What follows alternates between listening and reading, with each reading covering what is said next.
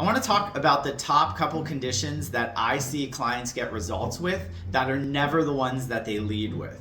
And number one is anxiety and depression. Listen, when people spend a long period of time in chronic pain, even in acute pain, they tend to start to become depressed. They're sad about their life. Maybe it's interfering with the things that they like to do. But it's on so many people's patient histories when they come in now, is anxiety and depression. People are anxious about what's going on in the world, their responsibility.